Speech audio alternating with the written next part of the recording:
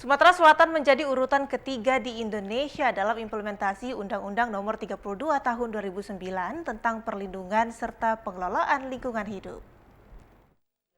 Upaya pelestarian lingkungan hidup di Sumatera Selatan dilakukan dengan diajukannya rancangan peraturan daerah Raperda tentang rencana perlindungan dan pengelolaan lingkungan hidup.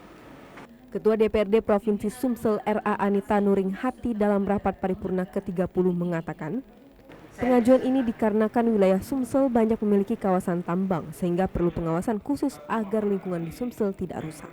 Rencana perlindungan itu ya kita memang Sumatera Selatan cepat merespon adanya instruksi dari kementerian untuk OPD lingkungan hidup segera mengesahkan Raperda tentang rencana perlindungan tentang lingkungan hidup. Sehingga tadi kami juga memberi apresiasi kepada OPD yang bersangkutan. Raperda tentang rencana perlindungan pengelolaan lingkungan hidup telah disetujui oleh Gubernur Sumatera Selatan dan anggota DPRD Provinsi Sumsel. Diharapkan apabila Raperda ini telah disahkan dapat langsung disosialisasikan pada masyarakat. Dalam rapat paripurna ke-30 ini, dari 9 Raperda yang diajukan, 6 diantaranya disetujui dan 3 masih ditunda. Balkis Hijrah, TVRI Sumsel melaporkan.